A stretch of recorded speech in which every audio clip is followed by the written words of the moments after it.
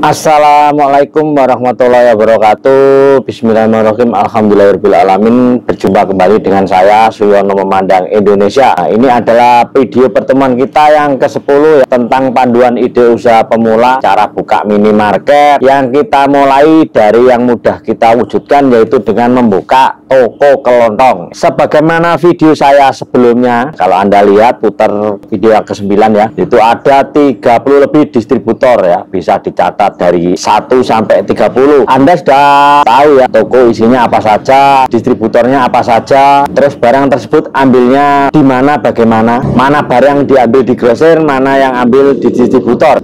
Pada video kali ini kita akan bahas ya bagaimana mencari dan mendatangkan distributor ini ke toko kita. Kalau Anda sudah buka toko, apalagi toko Anda nanti ingin jalan sendiri ya, pasti Anda ingin barang dagangan ini datang sendiri, ada yang ngisi sendiri, pasti Anda butuh yang namanya distributor. Nah, kalau kita ingin mencari dan mendatangkan distributor ya, yang harus kita lakukan ya, yang pertama, cari tahu siapa sales untuk wilayah sekitar Anda. Yang kedua, cari tahu alamat kantor atau gudangnya. Yang ketiga, pelajari caranya ya jika distributor itu tidak bisa masuk ke wilayah Anda ya, jadi di luar cover area distributor. Nah, yang pertama ya caranya ya, cara cari sales lewat pasar terdekat ya. Jadi semua barang yang dari distributor ini bisa sampai ke toko lewat perantara sales ya, agar sales mengetahui bahwa kita jualan dan kita membutuhkan kehadiran sales. Di awal kita harus mencari sales tersebut ya. Bagaimana jika jumlah salesnya itu kan banyak sekali, sedangkan kita tidak ada yang kenal sama sekali ya. Nah, itu caranya gimana ya? Cara yang paling mudah yaitu ya, kita cukup mendatangi pasar terdekat di wilayah yang akan Anda buka usaha toko atau minimarket. Di pasar itu pasti ada grosir atau toko ya. Di pasar ini juga Anda akan banyak menemui sales, baik itu sales yang menawarkan dagangan atau sales yang melakukan penagihan. Dekati salesnya, ditanya sales apa, dari mana, bawa barang apa saja ya. Jangan lupa tanya nomor HP, nomor teleponnya, tanya juga alamat kantor dan nomor telepon kantornya. Cari tahu untuk wilayah area Anda salesnya siapa ya. Salesnya siapa maksudnya ya. Nah, karena bisa jadi beda wilayah, beda sales meski satu kantor. Bisa jadi bagian pasar itu tersendiri, bagian toko itu tersendiri ya, meskipun satu kantor. Nah, itu pasti kenal juga ya. Itu cara yang pertama ya. Cara yang kedua, tanya mobil kiriman barang ya. Jadi kalau Anda melihat mobil kiriman barang dimanapun, bisa di pasar, bisa di toko grosir, Anda bisa tanyakan kepada yang bongkar barang ya, bisa tanya ke sopirnya, salesnya untuk wilayah Anda itu siapa ya. Yang pertama ya, tanyakan nomor HP salesnya. Kiriman ini pasti tahu ya, nomor HP sales itu pasti tahu ya. Yang ketiga, tanyakan alamat kantor atau gudangnya. Yang keempat, tanyakan rute sales, arah ke situ tiap hari apa ya.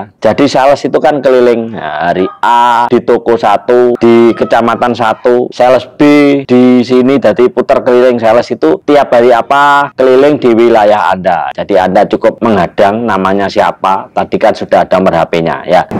Selanjutnya ya, bila kita sudah tahu salesnya dan tahu nomor HP WA sales, nah, kita hubungi sales satu persatu ya, bahwa yang pertama kita buka toko dan membutuhkan barang dagangan, itu yang pertama. Yang kedua, tanyakan ke sales wilayah Anda apakah masuk ke dalam jangkauan distributor. Yang ketiga, selanjutnya tanyakan jika di luar jangkauan distributor, tanyakan alasannya apa. Yang keempat ya, tanyakan order minimal berbelanja agar bisa dikirim. Nah, biasanya untuk order minimal itu antara 150.000 sampai 350.000 itu sudah bisa dikirim ke toko kita ya. Yang kelima, tanyakan sistem pembayarannya, cash atau selanjutnya bisa proses kredit. Kredit itu artinya barang datang dulu ya, bayar tempo setelahnya, bisa 1 minggu atau 2 minggu setelah barang datang baru dibayar, itu bisa ya. Yang ketujuh, tanyakan ya kapan bisa order dan kapan bisa dikirim ya, mengikuti rute sales dan rute mobil kiriman. Setelah Anda hubungi dan tanyakan, lakukan order berbelanja dagangan. Sesuaikan dengan modal Anda ya,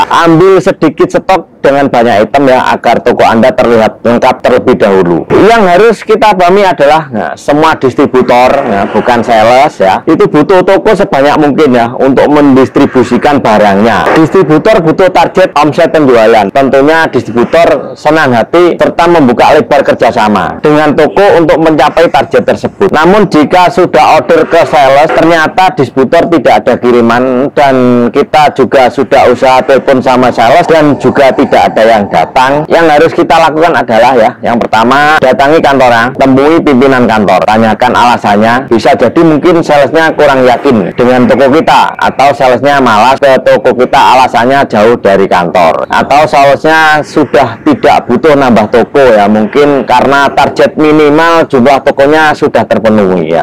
Berdasarkan pengalaman saya, ada sales yang awal kita order, kita telepon, dia tidak respon dan ogah datang ya, lalu kita lakukan datang ke kantornya ya, ketemu supervisornya. Begitu pimpinan yang perintahkan dia untuk ke toko kita ya, akhirnya dia berangkat juga untuk melakukan kunjungan ke toko kita. Yang kedua ya, jika tetap tidak bisa order atau berbelanja barang dan barangnya juga tidak bisa dikirim dengan alasan toko kita memang jauh dari jangkauan distributor, yang bisa kita lakukan adalah yang pertama ya, berbelanja di grosir untuk barang atau produk yang distributornya tidak bisa masuk ke toko kita ya. Misalnya kalau di sini distributor kopi satu-satu ya, itu produknya hanya kopi saja, distributornya ada di Surabaya, tidak bisa menjangkau toko kita karena jauh dan pengambilannya kita mungkin terlalu sedikit ya, karena produknya hanya kopi saja. Yang selanjutnya yang bisa kita lakukan selanjutnya ya, jika toko kita di luar jangkauan distributor adalah kita bisa ambil kesempatan tersebut menjadi subdistributor atau menjadi distributor dengan syarat dan ketentuan. Misalnya